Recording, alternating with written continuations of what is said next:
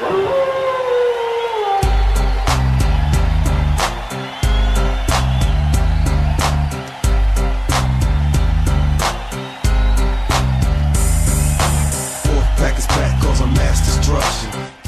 everyone to Podcast on the Pole. Jeremy Lambert here with Sam or Katie. What's going on, buddy? Nothing much. I'm very, very excited to pick up where we left off last week. Yeah, MMA Hunger Games. That's what we're discussing, right? That's right. I came up with a couple of good, I was going to say good ideas, but let's just call them new ideas. I don't think good is a word that should be associated with this. And I ran them by you, and you were just as excited. We have basically the whole timeline figured out, I feel like. That's right. We just need to iron out the details, and this is going to be an angle that's going to shape the world of MMA for years to come. And it's just pretty much sports defining. I don't think that's an exaggeration. I don't. Once in an ever story, I believe, is what people are going to be calling it. That is correct, and it would be an accurate description. Real quickly, shouts to Sean Garmer and the W2M network. We're officially on a network, Sammer. Somebody out there loves us. Medium now? Yeah. No speech strikes? No. Nope. Oh, well, I am excited. I guess I need to censor myself and, no. So you can find us on W2Mnet.com. Check it out. They do a bunch of different podcasts from wrestling to football, and we are their official MMA podcast. Lot to live up to. Well, we'll try our best to deliver. I think that's the only thing we can aspire. And I think we'll be all right. More MMA Hunger Games, less actual MMA, and we're all set. We're going to talk about the Ultimate Fighter finale card that I know Sammer watched intently. And then we're going to preview... there's actually 2 UFC cards this week. Jesus, what is wrong with this company? Well, things are going to change soon. That's true. That's very true. Let's quickly run down Ultimate Fighter 24 finale. Demetrius Johnson defeated Tim Elliott. This was Saturday night. What were you doing Saturday night, Sammer? What was I doing Saturday night? I don't remember. Not watching this event, for sure. But I'm trying to remember, what was I doing? Is this supposed to be a reference to something? Were you aware of what I was doing Saturday night? You were drunk calling me while I was drunk. I know that much. Oh, I do remember that. Yeah, that is true. Yeah, that's right. I had a date Saturday night, and afterwards I drunk called Jeremy, who was... Were you sitting around a bonfire? Yes, is that what it was? I was at a bonfire. That's right, and you were super drunk, but because you were surrounded by friends and your significant other, you claimed that you've only had one drink. That's right. And you called a friend to back you up on this. I don't know how. Did that happen? I didn't know that part happened. Yeah, you called some American-looking guy. I was going to say douche, but a guy. And he vouched for what you were saying. So he's either in on it with you or he didn't know and he just said, yeah, that's his first drink. But that happened. He was in on it because I think he'd made me about 3 or 4 drinks by that point. Oh, okay. But I kept telling him to tell everyone it was my first. Right, so you're blaming it on him. What a terrible friend you are. This guy takes care of you, makes you a few drinks to sort of make the evening go a little smoother. I don't know if smoother is the word. But I don't think smoother. Less tedious, I guess. And, yeah. And then how did you end up, what ended up happening that night? I ended up going to the bathroom and getting sick and going home to watch Demetrius Johnson versus Tim Elliott. I kid you not, I watched this fight drunk off my ass, and I can't remember a thing about it. Apparently, by the way, this is a really good first impression for those of you guys listening to us for the first time on our new medium. Yeah, it's a fight one of us didn't watch, and the other kind of didn't watch either. So this is some world-class analysis right here. Apparently, Demetrius Johnson survived some sort of scare. I guess he was caught in a guillotine. And it was a little exaggerated, I feel like. I didn't think Demetrius Johnson was ever in much trouble. I say this because he did get rocked, though, and that kind of led to the guillotine. Tim Elliott had one good round, and I want to say it was the second. But otherwise, who knows? Otherwise, Demetrius Johnson just took him down and beat him up for the other 4 rounds. I like one thing about Demetrius Johnson. I like his interviews, actually. Well, when I say one thing, I don't mean that's the only thing I like. He's pretty good in the cage, to say the least. But when he speaks, he's pretty honest, and he doesn't say dumb stuff, which in the world of MMA is a welcome breath of fresh air. Because he was talking after the fight about Herb Dean. Now, Herb Dean has acquired this reputation of being the best in the business. Indeed, yo. Because one Dana White labeled him as such years ago. And, of course, Dana's words are gospel, as we all know. And it stuck. And people have been referring to him as the best in the business for years. Even though, I mean, he might be, but it's kind of like being the tallest little man, I guess. So, yeah, he's the best. He's the best by default. But the fact is, Herb Dean screws up a lot. I bring this up because Demetrius Johnson was talking about how Herb Dean was telling him to, like, you got to move, you got to fight back, you got to show me that you're in this. And Demetrius Johnson's answer was like, I'm in side control, dude. Apparently when he was stuck in the guillotine, at some point he was able to move to side control. You know, like, it happens sometimes when a guy still foolishly holds on to the guillotine and exerts energy, even though his opponent was able to pass the side control. You know what I'm talking about, right? Yeah. Yeah. And I don't think in the history of the UFC somebody's finished a guillotine while his opponent was in side control. But hey, I'm not keeping tabs on this. And I just thought it was funny that Dimitri. This is what I'm adding in terms of analysis of this fight. Since I didn't see the fight, I can only comment on the post-fight interviews. And apparently, I just found it pretty funny that Demetrius Johnson was kind of calling out Herb Dean on really doing a poor job in that situation, because if a fighter passed the side control while being caught in a chokehold, especially a guillotine, he's already fought back in a way. He's already moved. You know what I mean? Like it's not like he's stuck there. So there is a chance that this is not like Johnson was not referring to the time he was caught in a guillotine and he just happened to be in side control. But then the term fight back doesn't make a lot of sense. But even if it wasn't the guillotine, the fact that he's in side control, the ref needs to just shut up and let the fighters fight, because being in side control is pretty active, actually. Like, you're not standing them up from side control, I don't think. So that's Herb one Dean thing stood up Roy Nelson against Andrei Arlovsky when Roy Nelson was in side control. See, that's the thing about I do feel a lot of stand-ups are pretty influenced by the crowd booing. I'm trying to remember. Like, the crowd favorite was on the ground, and the crowd kept booing, and the ref stood them up.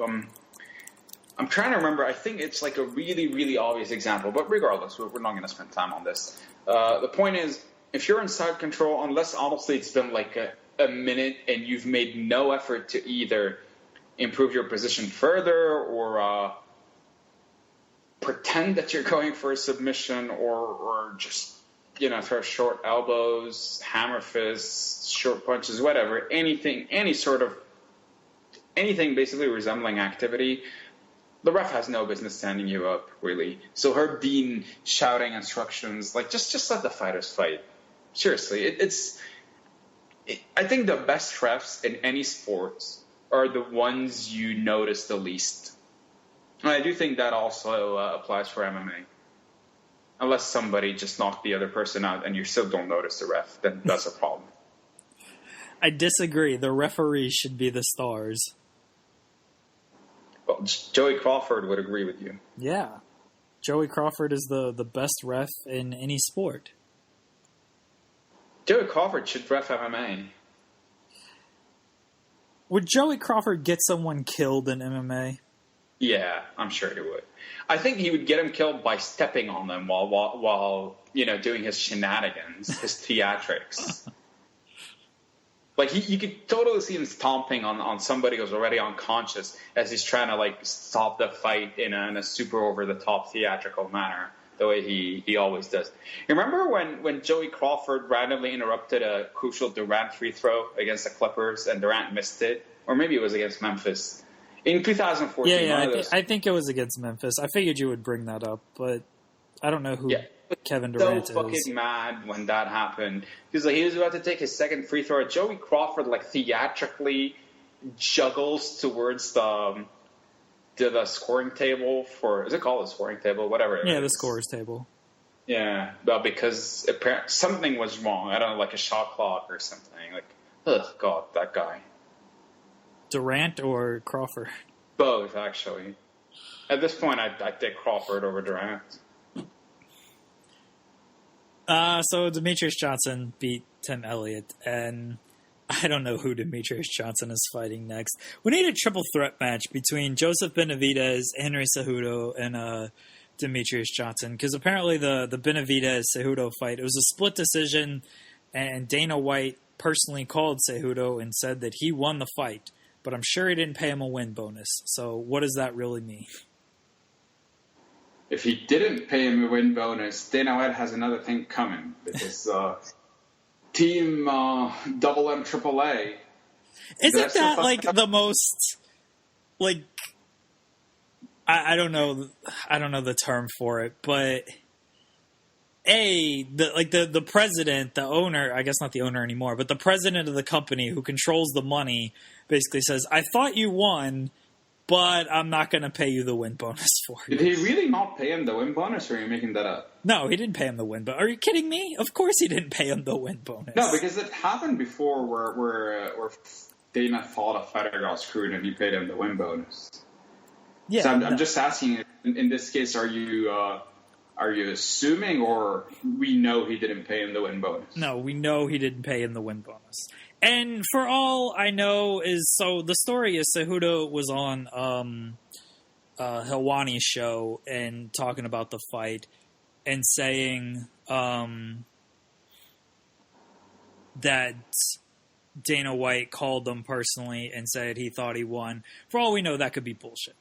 But assuming that did happen and he didn't pay him the win bonus because he did say he didn't get the win bonus, then there you go. I have a hard time believing Dana knows Cejudo's number or has it in his phone book, in his contacts.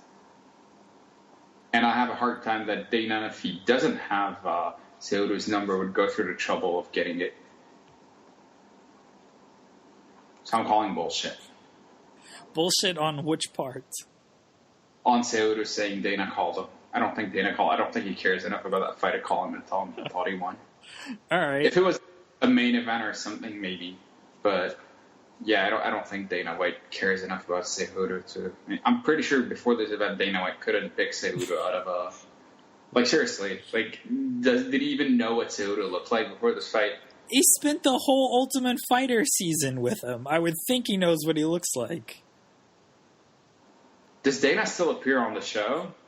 I assume so. If he still appears for the fights, then yeah, all right, I guess he knows Cejudo. Otherwise, I don't buy it. I think he still appears. Yeah, he still appears on the show. So he knew who Cejudo was. I take that back. He knows who Cejudo is. He's that jiu-jitsu kid.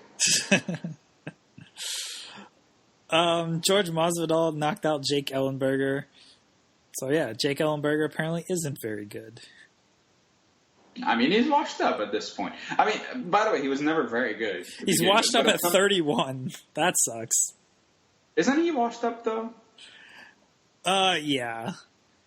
Wait, hold on. So, there's a note on this fight.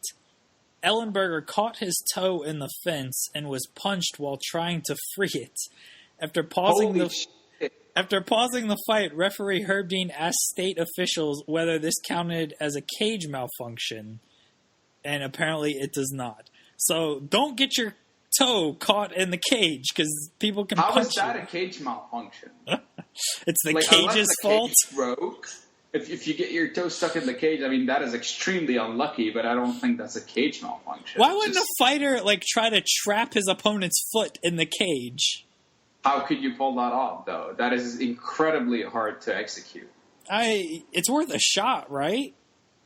Yeah, but what situation could you go for a cage trapping? If you're in side control and you know how they put their feet on the cage to try to push off of it, just grab their foot and try to stick it in through the cage.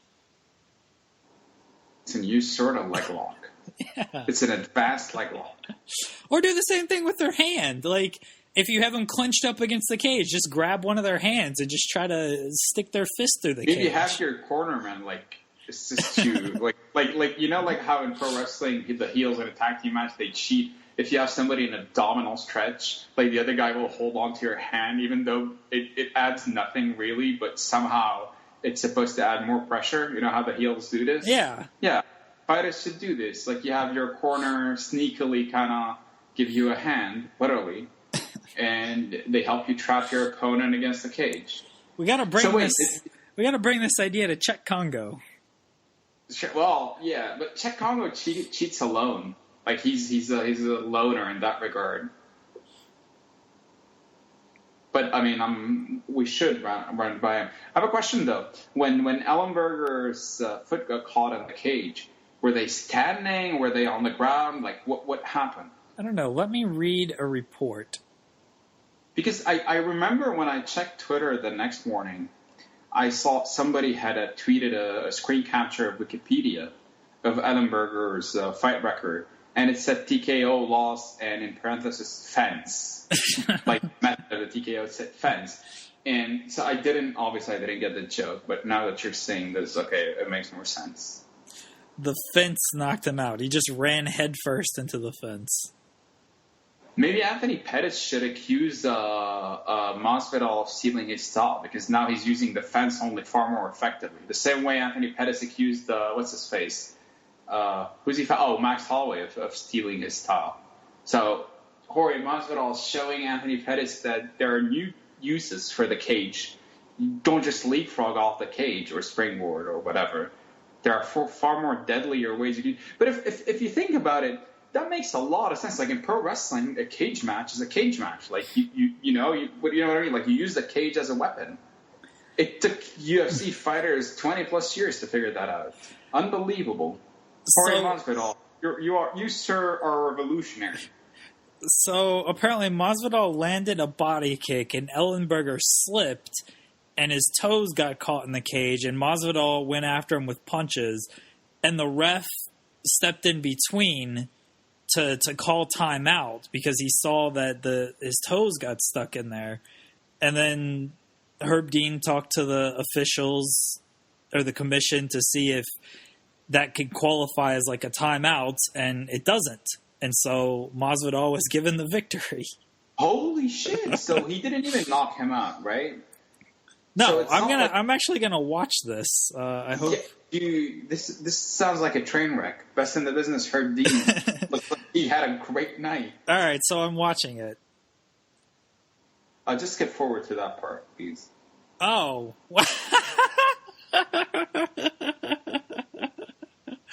Oh my God. No, he didn't knock him out. So what happened was,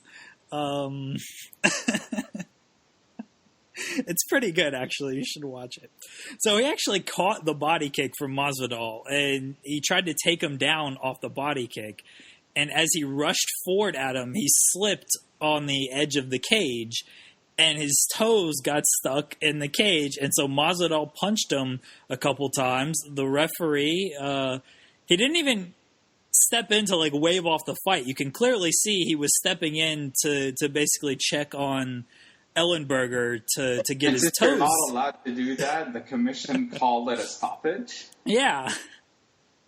What a dude. Well, first of all, we apologize to Ellenberger. But, I mean, I do think he's washed up, but maybe that's not the best indication. I guess that's why you should watch the fights before analyzing them. So my bad. Number 2, that is honestly the shittiest way to lose a fight that I've ever heard of in MMA. And I'm like, in terms of unfairness.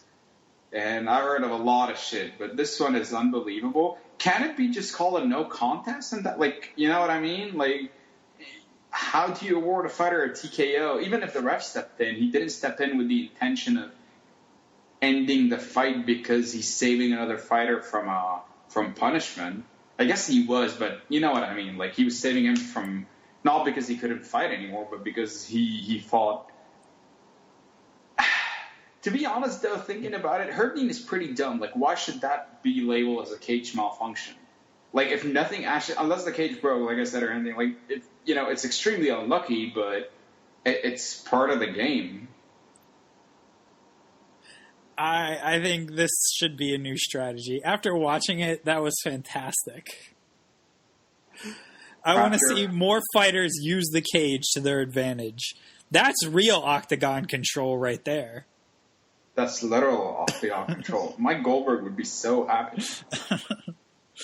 Remember when people thought octagon control was holding somebody against the fence? Yeah, Randy Couture, octagon control master. That's right. Like, I remember, like, the rip-off decision against Vera. Everybody that tried to justify it for Couture was like, oh, yeah, I guess Couture got it because of octagon control. I'm like, what? Wait, what? How did he control because he held them against the fence? Like, octagon control is another term for ring generalship. It's basically, you know what I mean? And people look at the word control literally, I guess. Because, like, oh, like, he literally had control over his body. But is it really control if, as you're clinching up, like, the other guy is landing the better shots and you're trying to take him down, but he's defending the takedown? Like, how are you controlling the fight in that sense? And if every time you separated, he beat you up, like, that's control. I know you're going to say, yeah, but shut up. That is pretty weird. And I guess if you want a real literal definition of cage control or octagon control, then the Masvidal-Ellenberger fight is your Exhibit A. This fight has changed the face of the game. And Ryan Hall beat Gray Maynard, so the fall. Speaking of washed up, yeah, let's. Yeah, Gray Maynard. Gray Maynard is super washed up. Yeah, like, and he's 37, so at least he's older as well. Do you think he gets another fight in the UFC? That's the thing. Like, with them putting on, like 400 events a year. I mean, he's lost 5 out of his last 6. Like, that's. And let me tell you something. Gray Maynard is fucking expensive. And his career trajectory is not going this way, it's going that way. But seriously, that is the problem when you're putting on so many cards. Like, the quality of the cards themselves are, I don't want to say terrible because that's not true, but it takes a hit. And on top of that, you're keeping guys around that probably don't deserve to be around. So there's that as well. And I'm not saying that because of Gray Maynard. Like, nothing's changed in my life because Gray Maynard is in the UFC. Like, good for him. But, I mean, really, there was a time where if you lose 3 straights, you're out. Like, 3 straight fights, you're out. And that's even for really good fighters. So, yeah, Gray Maynard, you're old. You're pretty close to winning a championship. The closest in sports history, let's not revisit that debate, to winning a championship.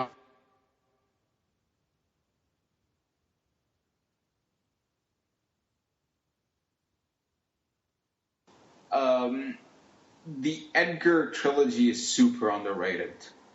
Like, at the time, I think people recognized after the third fight, like, oh, what a great couple of fights they've had. But now nobody talks about it anymore. But 2011, when both those fights happened in the same year, right? Like, their first fight is whatever, but both fights happened in the same year afterwards, right? Yes. 2011, January and October. The first fight is honestly one of the greatest fights of all time. One of the greatest title fights of all time, at least. For sure. And the second one, it's not as good, but it has a memorable finish. So, yeah, those are honestly two of my favorite fights. And I haven't thought about them in a long time, which kind of adds to my point. Like, just now talking about Gray Maynard, I randomly remembered his fights with Frankie Edgar. Like those really put the lightweight division on the map as the division that produced the best fights at the time. So remember, like then Ben Henderson came along, and okay, he got a ton of gift decisions, but he too had some terrific fights. Nate Diaz was there, Gilbert Melendez, like Anthony Pettis. Like that division was legit at the time. I mean, it's still good, but at the time, in terms of quality of fights, it was pretty fantastic. Conor is the champion now. It's the best division, and they have. Who's the featherweight champion? It's Conor. If you ask Conor, it's not Conor if you ask the UFC. So nobody knows. It's Jose Aldo if you ask the UFC. Is he officially now the champ? Yeah. Let's go to UFC.com and let's see who the champion is. Well, Jose Aldo is not a champion. He's never won a UFC title. He only won a WEC title against mentally weak Mike Brown.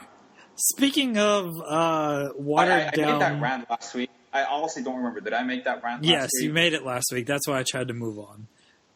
Okay. I could go again because it's pretty dumb. No. Let me go again. No, I'm kidding. All right. Speaking of watered down fight cards, as I said, there was 2 cards this week. I thought there was only 1. The Fight Night show is headlined by Derek Lewis against, I'm going to butcher this, Shamil Abdurrahimov. Shamil, one of your cousins, Sammer. Fuck off, dude. Don't be a racist now. Wait, were you supposed to go to UFC.com to see who they have as the champ? I am. Hold on. Oh, okay. It's not because you moved on to a different topic. Yeah, Jose Aldo is the featherweight champion according to What a fraud. Never won a UFC title. He only beat, how many title defenses did Aldo have, by the way? Can you check that out? Check that out, please. What do you think it is? How many title defenses? How good's your memory? Okay, am I allowed to take 15 to 20 seconds to actually try to remember them? No. And think out loud? No. Okay, so Mark Hominick, that counts as a title defense. So that's 1. Yep. Kenny Florian was his second, where he hit him with 4 leg kicks, and that was that. Then he knocked out Chad Mendez as Chad Mendez was shooting for a takedown with a knee, as predicted by one Sammer Katie at the time. That's a lie. And, okay, then after Chad Mendez, we're talking 2012. Who did he fight? I know he fought the Korean Zombie, but I think that was 2013. You're missing a fight between Mendez and Korean Zombie. Okay, it's one fight. For some reason, I think it was a big fight. Or maybe not. I'll get back to that one. Then there's Frankie Edgar. So I'm on 6 with those guys, and then there's the one I'm missing in the middle, so that's whatever. Frankie Edgar was 2013. Then there's another one. I guess it was against Lamas. And then what did he do? So that's we're on 7, 8, something. I can't even count. This is going to take way too long. I'm going to go ahead and It's 7. It's 7. He had 8 title defenses. No. That's my... I just said 7. it was 7. I thought you said I reached 7. No. So who's the fight I missed? Hominick, Florian, Mendez, Edgar, Zombie, Lamas, Mendez again. Oh, there's Mendez again, but Hominick, Florian, Mendez, Edgar was between Mendez and Zombie, not after. Oh, right. Edgar was in February 2013 or January 2013. Yeah, something February. Yeah. Okay. So 7 title defense. Yeah, but he's a fraud. Never won a UFC title, so all these guys he beat don't matter. That fucking idiots. Jose Aldo is one of the greatest. Greatest featherweights on the night. Oh, shut up. Is Jose Aldo above Fedor in history? Yes or no? I don't want to debate this. Just say yes or no. Yeah. Okay, I agree. Moving on. Derek Lewis against Shamil. I think Derek Lewis wins. No. Give me his last name again. No. Please give me his last name again. Abdurrahimov. Yeah, that sounds about right. No, seriously. I do think that's what his name is. I haven't read it, but that sounds like an actual name. All All right. Because think about it. Abdul Rahim is a typical like Muslim name. Yeah. Remember Sharif Abdul Rahim, Yes. the NBA player? Yeah. So I guess if you're from Eastern Europe, like Russian, Kazakhstan, whatever, where is he from? He is from Belarus. Yeah, he's from Dagestan. What's that? Dagestan. Okay. Same as Habib. He might be your cousin. He that is so racist, but he might be. Okay, so obviously he's winning this fight. I like Derek Lewis. He's one of the few fighters who actually has a personality, and he's really funny on Twitter. What do you know about Abdul Rahimov? He is the Abu Dhabi Grand Prix winner. No, I mean about his personality.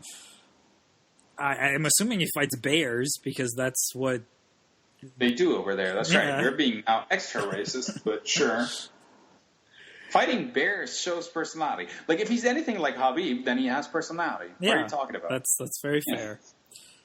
Okay. That's the only fight on this card with a name I recognize. Okay, then let's move on. UFC 206 for the interim featherweight title.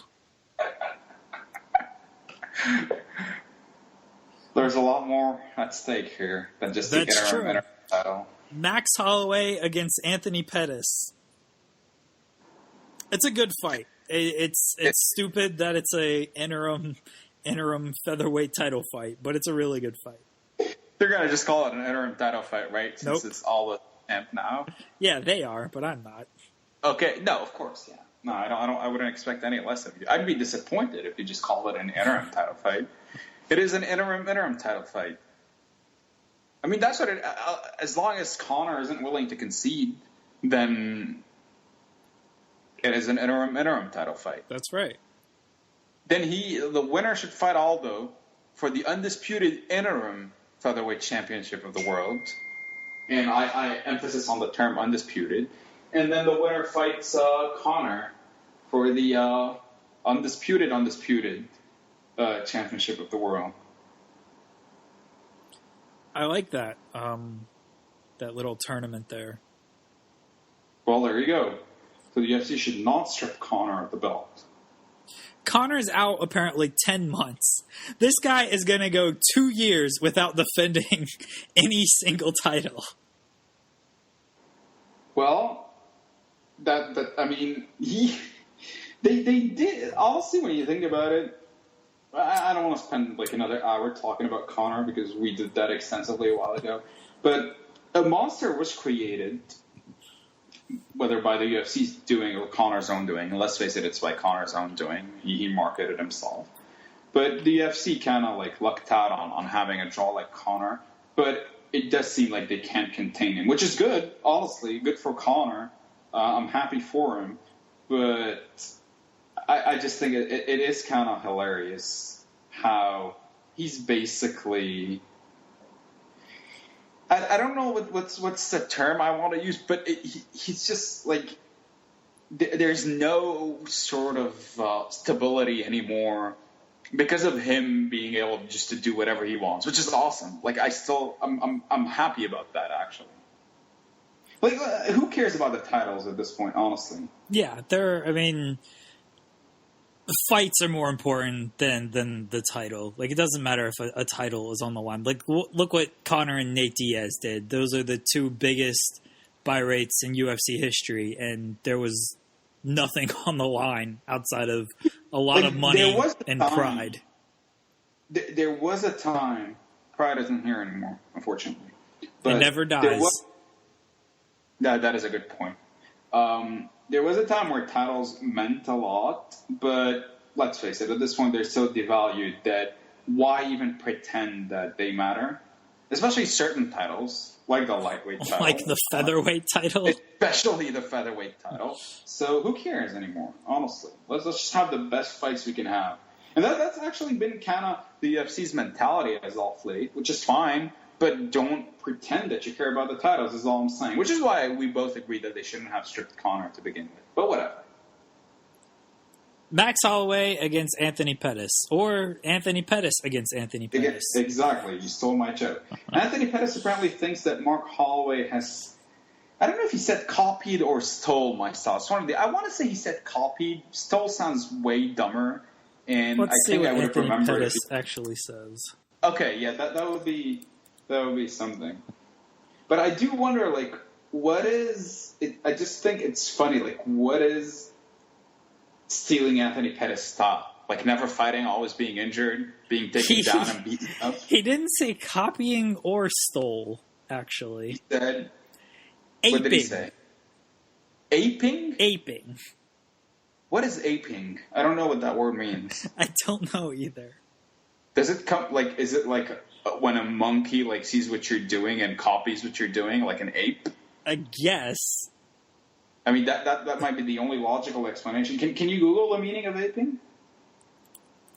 Aping. This is a very productive podcast, by the way. We're learning a ton of stuff. Yeah, imitate the behavior or manner of someone or something, especially in an absurd or unthinking way.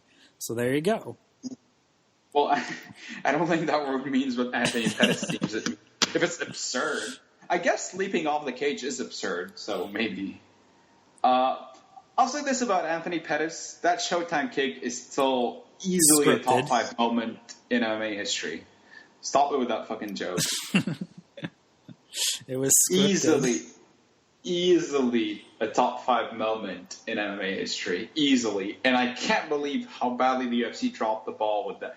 Like when they first remember the build up to Pettis and Henderson too, and we were so mad that like this wasn't replayed to death, and like they should have had Ben Henderson like rewatching the fight and like giving his thoughts about it, and Anthony Pettis the same thing, and like they should have had like basically a half-hour special on just their first fight, and then another half-hour on just that kick, and they did nothing of the sort.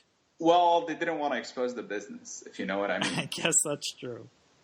No, but yeah, I do remember that. I actually remember we spent like the first hour of the podcast, give or take, just talking about that, like how badly they dropped the ball with this one. Because the first fight was, first of all, I'm pretty sure it was the last fight in WEC history, right? So it holds. I could be wrong about this. That's right. Anthony Pettis has never been a UFC champion either. That makes no sense because when he didn't win the lightweight, like they didn't. It's not like the Jose. I mean, Jose Aldo claim also makes no sense. It's dumb as fuck. But at least like you know what they mean. They meant that the WC title was just transformed into the UFC title. That's what happened. Wait, what happened with that? Because that's not what happened. No, wait, stop. Let me finish. Because Pettis won the WEC lightweight title in that fight. And then he got hurt. And so Henderson fought who for the... All I know is Anthony Pettis' first fight in the UFC was a loss to Clay Guida. Oh, that's right. Oh, I guess there actually was a UFC lightweight division. So okay. I see. I think I remember what happened. So it was supposed to be Anthony Pettis, but then Edgar and Maynard drew, and they had to make a rematch. So they had Pettis fight somebody in the meantime, but he lost. Yeah. And so when Pettis lost to Guida ended up fighting Henderson on that UFC on Fox card, the first one. Yeah. But it was on the and it was a great fight actually. And Dan Henderson won, and then he got the title shot at Edgar. There, I just gave you the timeline. All right. It sounds legit. I don't think I made a mistake. No, you were good. My flaw was I knew Pettis was the WEC lightweight champion, and I just assumed he became the UFC champion to make the Aldo joke, not realizing that UFC already had a lightweight champion. He became lightweight. Yeah, he became lightweight champion when he submitted Ben Henderson. But I do remember how one of the most botched build-ups, because that division badly needed something to make people care about. They had to wait 3 years for Conor, but at the time, it was by far the most exciting division, but it's just like after BJ Penn lost the title and became washed up, people just weren't interested. The buy rates were pretty bad. I remember the second Maynard Edgar fight. That had like 2 title fights. Aldo was also on the card against Florian, and it had Chael Sonnen. Who did he fight? He fought somebody that he dominated. Who did Chael Sonnen fight on that card? Brian Stan? Did he fight Brian Stan? That sounds legit. I'll look it up in a second. Okay. So that was like a big card, and the buy rates were over 300,000, which is terrible. At the time, like, no pay-per-view did under 300,000. So those are pretty brutal numbers. So when you got Anthony Pettis, a guy with personality, a guy... Yeah, the buy rate, it was Brian Stan, and that card also had, not that Nam Fan and Leonard Garcia are a draw, and I wasn't even thinking Nam Fan, but it did 225. And that was a stacked card. Like, if it had the rematch... Was it the rematch of Fan and Garcia or the first one? It was. That's what I'm checking right now. Did it end with a twister? If it ended with a twister... No. So you made the same mistake I did. It was the rematch between Nam Fan and Leonard Garcia, but you're thinking Korean Zombie and not Nam Fan. Oh, okay, yeah. I made that mistake too when I first saw it. Okay, well, Korean Zombie has been involved in so many ripoffs. I'm kind of confused. Plus, all his fights are the same, honestly, which isn't all that bad. Yeah, anyway, it was a really stacked card, honestly. Like, even the Spike fights was Damian Maia and George Santiago and Anthony. I don't know who Damian Maia is. Can you describe him for me? That jiu-jitsu kid against there George Santiago and Anthony Pettis against Jeremy Stevens was on the Spike prelims of this card. Oh, Pettis killed him with a high kick. No, Pettis won a split decision, but nice try. Who did Pettis kill with a high kick? No, not Jeremy Stevens. Hold on. Joe Lozon. Joe Lozon, that's who he killed with a high kick. Right, yeah. Jeremy Stevens doesn't get killed. He kills people. Hardest hitting featherweight, right here. But I also don't know who Jeremy Stevens is. Anyway, the idea is what Pettis had of course, he was always hurt, so even if they had like promoted him to the roof, it would have ended up not mattering, but that's neither here nor there. We're not talking about the benefit of hindsight. We're talking what they should have done at the time. You have such a great fight on. Like, seriously, it was a historic fight in the sense that it was the last fight in WC history. It ended in a way that even if they'd scripted it, which I guess they did, they couldn't have scripted it any better. Fantastic fight, ends with... Like, it really, I don't think, like, it was a great fight leading up to the kick, but the kick made it just legendary. And finally, that's like, it was a best case scenario. Like, Pettis gets hurt, he doesn't get a shot at the UFC title, but finally he wins enough fights. And who does he fight for the UFC title? The same guy he had that fight with. So it was like the story wrote itself, and finally they could have showed the Showtime kick beyond just like random highlights with screams of, oh, he hurt him. So, I mean, and they didn't make a big deal out of that at all. Like, I don't think even today when you think about the Showtime kick and what a big deal, but like a guy leaped off the cage. You know, it was a pretty sweet kick. J.R. Smith dunk was better. Exactly. I don't know where that was coming. It wasn't the greatest thing that happened on the night. That's right. So they were right not to make a big deal out of it. That's right. Well, yeah. Not only was it not as good as the J.R. Smith dunk, it was not as good as 5 other plays. Well, 6 other plays, including the J.R. Smith dunk, because on the ESPN top 10 plays of the day or play of the night, whatever. It was ranked 7th. So there were 6 things that happened that night that were greater or better or more exciting than the Showtime kick. It must have been the greatest night in sports history. What was the date? We should always remember this. I want to say December 19, 2010. Let's see how good my memory is. It was December 16th, 2010. Oh, off by 3. December 16, 2010. Greatest night in sports history. If the Showtime kick is a top 5 MMA highlight of all time, but it's the 7th best highlight on the night. Then MMA is. Yeah, what does that tell you about MMA's place in sports history? Pretty low, which is true, actually. It is pretty low. But that kick was by far the greatest thing that happened that night and one of the greatest things that happened that year. Seriously, I mean, if I understand, like, they don't treat MMA as equal, especially at the time, to other sports, which, I mean, they might have a point. But, I mean, that's still one of the most incredible things I've ever seen in any competition, really. It's just beyond amazing that a guy leapt off the cage and just kicked another dude in the face. But I mean, it wasn't as good as seeing a man fly. Remember, that was the call that when J.R. Smith dunked. What's his name? Kevin Harlan or the other dude, or Marv, said, "We just saw a man fly." That was a pretty great dunk, though, to be fair. I mean, greater than the Showtime kick, so it must have been a great dunk. That Denver team was legit. Randy Foy, J.R. Smith, the two best players in the league.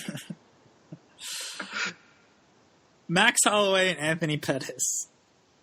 We're gonna preview this fight at some point. They're gonna springboard touch gloves. That's how they're gonna start because they copied each. That'd actually be awesome. That would be fantastic. Imagine they springboard touch gloves, aping each other. And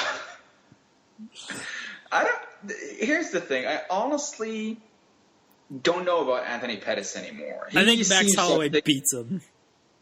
That's the thing. Like, with Anthony Pettis, there is one thing about Anthony Pettis that is, okay, he's honestly, when he was at his best, he really was one of the best offensive fighters in MMA. And I always brought up that MMA is a sport that, at least in its current state, rewarded offense just because fighters had, for the most part, pretty subpar defense. So fighters that could really hurt you with offense, whether we're talking about wrestling, ground and pounder, and especially on the feet, they always had an advantage. Now, obviously, fighters that were great defensively, few and far in between, nullified that. But for the most part, your average lightweight does not have great defense. So if you're Anthony Pettis and you can just dust somebody off with a kick like that, or if you have like a super active guard like he does, to the point where even if you take him down, you're not safe. When you're that offensively dynamic, then you're a problem, especially in the lightweight division where most fighters don't hit particularly hard or don't have at least, like they're not one-hitter quitters. They can't end your night well, I don't want to say can't. But most fights aren't being ended with single shots. Anthony Pettis definitely had an advantage in that regard. He was just more dynamic than pretty much anybody else in the division. But he kind of, in addition to, I think I would have to assume all the injuries, they must have taken their toll because the guy, he had dozens of them. But on top of that, he's been kind of figured out, or at least fighters have started game planning better for him, to where you don't want to allow him to settle down and gauge the distance and fight at his own distance, and especially at his own terms, where he can just kick you in the body when he wants. He can pick his spots and do his thing. You just press him and take time away from him. And I think when you do that, he kind of crumbles a bit. His boxing is really not effective when he's being pressured. He's not an especially great counterpuncher. So that's another thing I was talking about, where he's at his best when he's the one initiating offense. So he's not an especially great counterpuncher. And the more you're pressuring him, he can't throw his kicks as liberally. And on top of that, his takedown defense isn't necessarily bad, but again, it does seem to wilt under pressure because he throws high-risk strikes for the most part. So if he's throwing these kicks, and if you're a good wrestler, you're catching it and putting it on his back. Now, Max Holloway is not that guy, but I do feel like if he's pushing forward a lot and throwing with aggression, then Anthony Pettis generally doesn't have an answer for that. I don't remember a fight in which Anthony Pettis was able to stick punches, sidestep, show really good footwork. That's another thing about Pettis. His footwork is good offensively when he's the one kind of stalking you, doing his thing. Even though he's it's not cutting off the cage is not his thing. But it's good when in terms of finding the angles he wants. But if you're the one pressuring him and he's forced to backpedal, then his footwork is actually almost poor, I want to say. Maybe that's a bit harsh, but definitely below standards. So I don't know. I'm kind of like, I would still think Pettis is the more dynamic fighter, and you got I'm maybe slightly leaning towards him, but he's been so disappointing as off late to where I'm really, really like unsure about this fight. I mean, because even when he's been winning, it's been just so underwhelming. I guess he tapped out your boy. What's his name? Charles Oliveira. But, I don't know. I would say I'm going Max Holloway by decision. There we go. Finally, made up my mind. I'm going with almost a week removed, a week away from the 6th year anniversary of the 7th greatest moment on the night. I'm going with Holloway by decision as well, for the reason that I think he's just going to be able to press Pettis and make him very uncomfortable and just back him up against the cage. Kind of like, and Holloway's wrestling isn't what Dos Anjos' wrestling is, but I don't think he really needs to take him down that much. I think it'll be kind of more like even the Eddie Alvarez fight or the Gilbert Melendez fight. Like, I don't remember Melendez landing that many takedowns on Pettis. It was just he pressed him up against the cage and just kind of held him there. And granted, Pettis hit him early in the second, caught him, and then choked him out with the guillotine, which was pretty fantastic and surprising at the time. Holloway's got a chin on him, though. So does Pettis by that regards, and that's why I don't know if we'll see a finish in this fight. I don't trust Pettis against anyone who can pressure like Max Holloway is going to pressure him is all. And Pettis showed that it was very evident in the Edson Barboza fight. Barboza just lit him up with leg kicks, and I wouldn't be shocked if Holloway kind of does the same thing. And even the Charles... That's another thing. Pettis is super flat-footed, so that's a good point you bring up. Yeah, like Charles Oliveira, the second round especially, was kind of not teeing off on Pettis, but it was a tough first round. The second round he came back. Pettis kind of gassed in that fight, and I don't know if that was more he exerted too much energy in the first round or if the weight cut to 145 is just a little tougher for him, and he doesn't have a gas tank to go 25 minutes. Holloway's actually the favorite in this fight, very slight, but I like Holloway based on octagon control and pressure. Two quick things. I said Pettis, even when he's winning, he's not looking good. I was thinking of not the Oliveira fight, where I didn't think he looked that good. I was thinking of the Eddie Alvarez fight, but he lost that one. It was a split decision. Yeah, he lost. So that's one thing. The other thing, though, despite Holloway having a chin, if Pettis lands any sort of kick to the head, I don't think your chin matters much at that point. So I will say that. But anyway, yeah, you're right. I think Holloway is smart enough to know that just avoid the kicks. That sounds pretty simple. Yeah, Pettis isn't someone, as you said, like his boxing isn't that great. So, like, if he gets hit with a punch, he gets hit with a punch. But as long as you stay away from those kicks, and it's much easier said than done. Everyone knows to avoid the kicks of Anthony Pettis, and he still knocks people out on the regular. But Holloway's a pretty smart fighter, and he's only 25. Like this guy's pretty legit.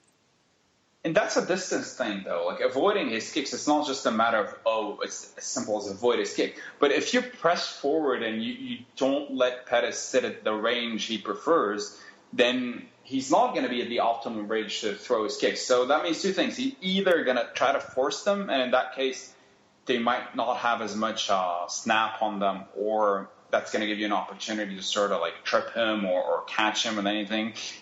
Or he's just going to be like super apprehensive to throw them all together, in which case you're good and you don't have much to worry about. So it's really about, it all boils down to pressuring Anthony Pettis. Co-main event, Donald Cerrone against Matt Brown. Wait, we fight. That is a good fight. It's a really good fight. We should mention that despite our picking of Max Holloway, this fight is scripted and Anthony Pettis will win and then nay. Fair enough. Oh, shit. How did we not talk about the name? That's why I had to go back and talk about it then. Stupid missed opportunity, that is. Way to capitalize on all the momentum we had last week. And by all the momentum, I mean just you and me cracking jokes about it all week long. Well, if Anthony Pettis wins, what if Anthony Pettis wins and actually does neigh? Would it be one of the greatest moments of your life? Yes, I think it'd be a greater moment for you, but since you were the one look, the came ours up is with better it. than yours. I don't take credit for that. I would like to say that since you somewhat inspired me by bringing up the Four Horsemen, so I don't want to take full credit for the. I'm still gonna patent it, but I'm not taking full credit. It's I'm gonna tweet Anthony Pettis right now and ask him if he will neigh. At Showtime, I think it's Showtime Pettis. Yeah. Should I say if you win or when you win? Like I have confidence. Say when you. Yeah. Right. Say when you destroy Holloway. Say that. Say when you destroy Holloway. Will you neigh? Will you please neigh in your post-fight interview as a sign of unity with Double M AAA? Tag Double M AAA. You mean Thema? Right. At Ma. Right. The Or Double Ma. M AAA. It's MMAAA. I don't think anybody's calling it Double MAAA. I am. I don't care about anybody else. I told you what to call it, though. It's MMAAA. Somehow that's less dumb than Double M AAA, which is amazing. Donald Cerrone, proud member of Double M AAA against Matt Brown. That's right. Oh, that is right. Tweet that at Cerrone as well. All right. Donald Cerrone destroys this guy, right? Matt Brown's not good. I think if Cerrone fights smart, and that is a huge if, but if he does, then he should win very easily. If he doesn't, he should win less easily. So that is my world-class analysis of this fight. I think, okay, I like what honestly, fine. Like, I like Matt Brown. I think he's surprisingly turned into some sort of like, gatekeeper, mid-card guy, whatever you want to call it, that nobody probably expected when you see him on The Ultimate Fighter that one season, whatever it was. What was that season? That Matt Brown was a part of? Yeah. That was Forrest and Rampage, wasn't it? Might have. Yeah, probably was. It was. I'm right. Okay. So, I mean, that was 2008. I really don't think anybody expected that guy to be in the UFC 8 years later. So, I mean, props to him for that. And he's had some good wins throughout. Oh, Donald Cerrone is he's already turned his back on Double M AAA. What? It doesn't sound like he's leaving it, but he's not eager to lead it either. Well, that is a tremendous start. That nothing says getting off on the right foot like that. So anyway, apparently GSP and Tim Kennedy called him and was like, "Do you want to be part of it?" And Cerrone was like, "Yeah, I'll be a part of it." And then he talked to Dana White, and Dana White brainwashed him. And now, as I said, fighters are dumb. Fighters are really fucking dumb. That's the problem. The UFC has leverage over these guys. So Dana White was pretty upset. Probably he got a few threats and or false promises, one or the other, or both.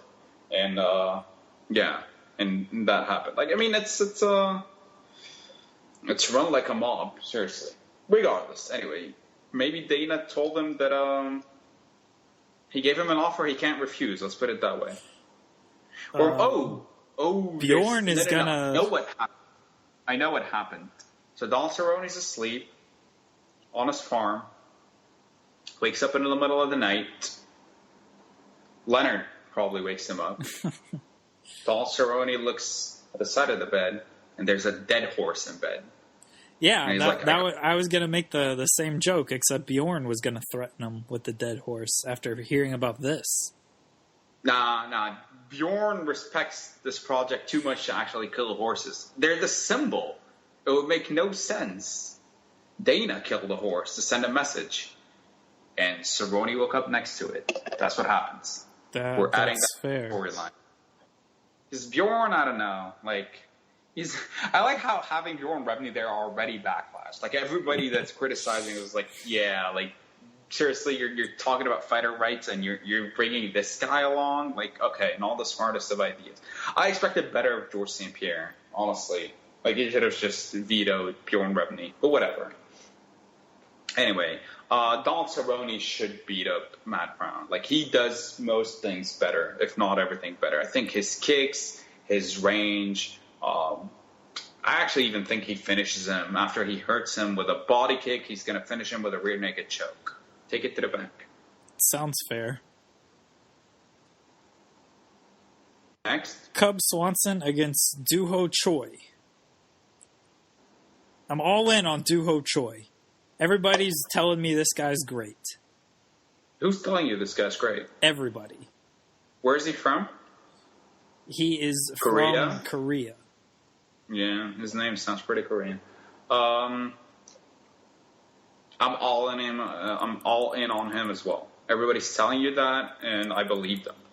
All right. And I don't know if Cub Swanson is any good at this point. Or was ever any good. Well, that too. Guy got hit with a double flying knee by a fraud who never won a UFC title. Tim Kennedy against the Gas. Oh, I got to tweet Tim Kennedy too. Oh, shit. Tweet Tim Kennedy. Okay, I'm sorry. On principle, look, I'm all in on this 4 horsemen thing, 5 or whatever they are.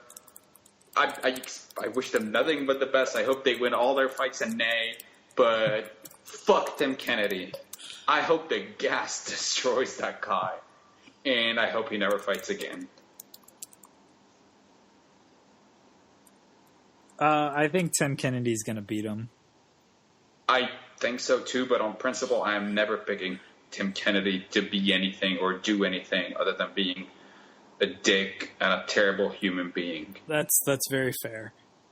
Jordan Mean against Emil Weber Meek. I'm going Jordan Mean. Yeah, I'm going. Did we with, come up with a dumb nickname for Jordan Mean? Or no, that was another guy. That was Brock Jardine. Never mind. I did come up with Jordan. Why you gotta be so mean? But right, yeah. But Brock Jardine was the next big mean. Yeah, is that what it was? Yeah. Okay. I'm going with EWM. I like people with 3 names. Wait. Wasn't there an interview with Brock Jardine where he mentioned how he's a hybrid between Lesnar and Keith? And I remember sending you the link. It sounds like something that probably happened. Anyway, yeah. Moving on. I remember I was so hyped when that happened. That's the main card. On the prelims, Nikita Krylov fights. I like him. I think he's good. He'll probably destroy this guy they're throwing at him. And John McDessie fights as well. That's a name, right? John McDessie? Yeah, I remember that guy. Yeah, he had the spinning back fist. Yeah, that's the only reason people remember him. Right, yeah. It was on the greatest card with the shittiest main event. If George St. Pierre had not, if he just had his usual GSP fight, which is take somebody down and uneventful fight, that would have been one of the greatest MMA cards of all time. But GSP had his worst ever UFC performance. Well, I mean, I guess Matt Sarris's worst ever UFC performance, but worst ever UFC performance and a win in the main event, and took all the sweetness out of that card, because up until that point, that card was something else. Even the prelims, some spectacular things were happening. There was another memorable finish on the prelims other than the spinning back fist. I don't remember what it was. He was afraid of St. Pierre, of Jake Shields' jiu-jitsu. Right. He had the equivalent. He has the equivalent of a one-punch knockout. Pablo Garza hit a flying triangle on Yves Jabouin. Oh, that's what it was. I remember that. Oh, dude, that card. there was a perennial fraud, Jose Aldo, beating the living bejesus out of Mark Hominick, then dropping down for a guillotine, and Mark Hominick landing the softest punches that drew the biggest yells. Honestly, Goldberg and Rogan sounded like a prostitute faking. Like if like a prostitute is sleeping with a virgin and she's like pretending to like enjoy it, that's how badly they were overselling those punches. They were like, "Oh, he's hurt!" Like, fuck, that commentary still bothered me to this day. And what also bothered me to this day, and I'm glad I've been proven right about this, is Jose Aldo probably has the greatest takedown defense in MMA history, and yet the narrative after that fight, for some reason, nobody saw him dropping. You remember, that always bothered me. I'm pretty sure you remember how many times I've ranted about this. He clearly drops down for a guillotine in the 5th round, but it was super sloppy guillotine, and Hominick just lands on top and starts landing these punches.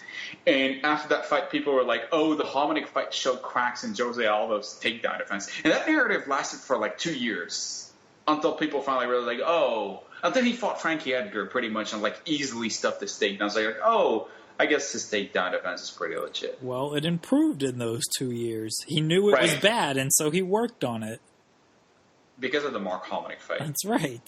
What else happened? Oh, Lyoto Machida is cranky. Dude, how many cards John McDessie's spinning back fist doesn't get knockout of the night? Think about that. Or maybe it did get knockout. In which case, on how many cards Lyoto's cranking doesn't get knockout of the night? Let's see what was insane. Yeah, Machida got knockout of the night.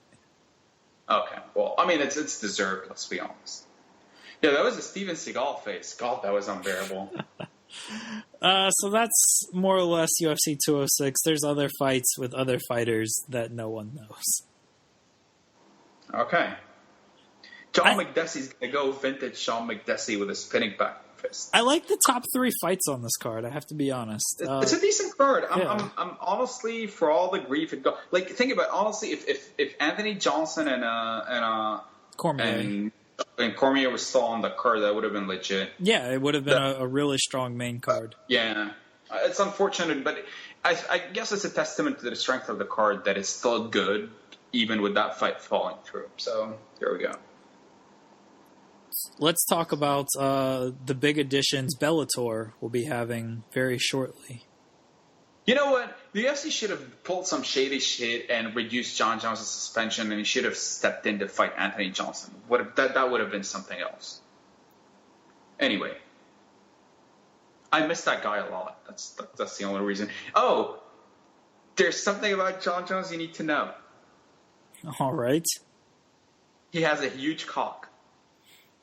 I mean, he's black. I would figure that. Wait, tell me you don't know what I'm talking about. No, I have no clue. Holy shit. Dude. So John Jones was on the Joe Rogan podcast. And I didn't watch any of it. I just saw that moment. I'll tweet it at you. Because you should see his delivery. I'm not doing it I'm not doing his cock justice by talking about this myself. But Rogan goes, so why do you need Cialis? You know what Cialis is, right? Yes, I know what Cialis is. Of course you do. If you know what I mean. Okay, sorry. So, apparently that's John Jones' excuse for his failed drug test, I'm guessing.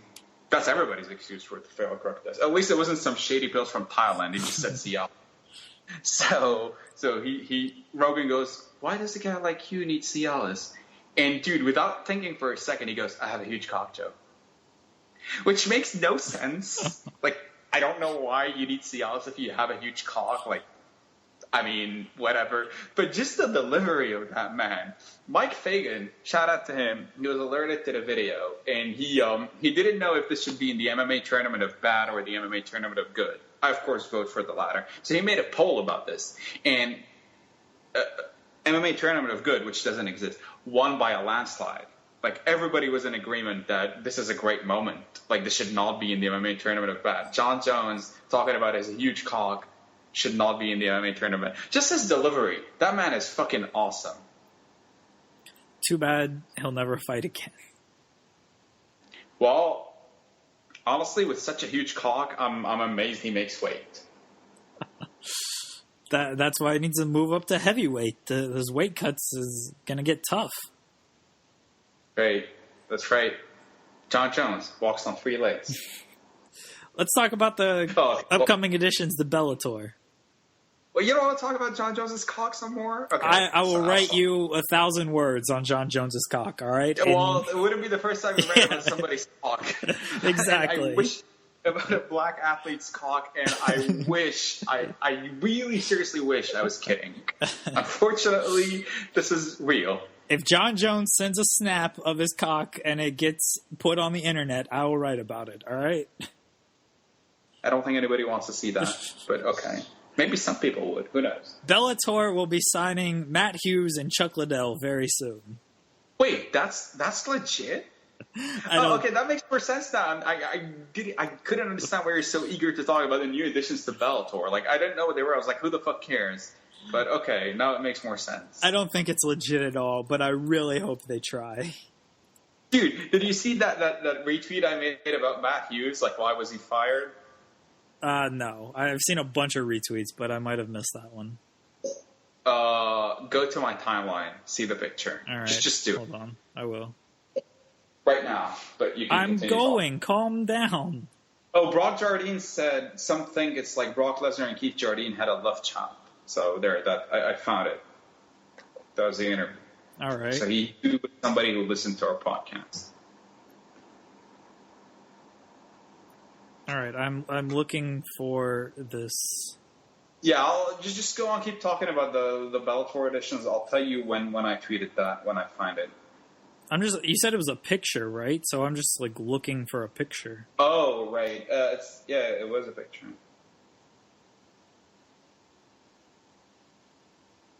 Did you find it yet? No. How many days ago was it? It couldn't have been that long ago. It's I retweeted it. It's December 3. I just found it. Oh, okay. Well, okay. Man, that's so crazy how the UFC would fire a legend like Matt Hughes. And look at the picture. Please describe what you see. He's watching baseball, it looks like. So he's sitting cage side. Everybody has their monitors on, and they're watching the fight, but Matt Hughes' monitor has a baseball game somehow. Well, this makes perfect sense, because what's going on in the fight? It's a guy laying in another guy's guard. And what did Joe Rogan once famously said? If you think this is boring... If a guy like Sean Sherk can take you down and hold you down for 5 rounds, tough balls. If you think that's boring, baseball is 10 times more boring. So go watch baseball. And so Matt Hughes decided to watch baseball. He took Rogan's advice, which is always a good thing. Yes, I don't blame Matt Hughes for this. This is Joe Rogan's fault. Joe Rogan said that during the Randy Sylvia fight. Yeah. He was so hyped for Randy, and he obviously would have objected to any stand-up, so he was saying that. So we're going to get Chuck against Tito 3, or Chuck against Chael 1. And Matt Hughes, I don't know who Matt Hughes is going to fight. Matt Hughes fight. Who do they have at welterweight/middleweight? Hughes against Gracie 2? Nope, I have something better for you. All right, who's that? Hughes versus St. Pierre 4. That is possible. For Bellator. Did you see that? I didn't see that. Did you not see that? He took a backstage picture that was like with Bjorn Rebney, Fedor, and then a couple of guys. Ooh, Chuck versus Fedor. That's a fight.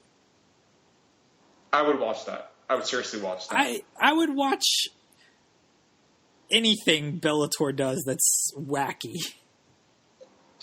Who would win between Chuck and Fedor? I think Fedor would kill him. I think Fedor would. Chuck is like 54 right now. Chuck Liddell is old. Who would have won if they fought on their primes? Chuck. You gotta be fucking kidding me. Never bet against a prime Iceman when that look is in his eyes. That's right. By the way, we stopped playing YouTube videos and we don't have one prepared now, but for next week, there's actually a YouTube compilation of Chuck walking in and Rogan and Goldberg talking about the look in his eyes. It's fantastic. It sounds great, and we will play it next week. We will play it next week. That's a promise. All right, let's, anything else MMA to talk about? I think it's bullshit that Matt Hughes got fired for watching baseball. Matt Hughes can fight Kendall Grove. I'm going through the Bellator roster. Oh, Rampage is in Bellator. Rampage and Chuck 3.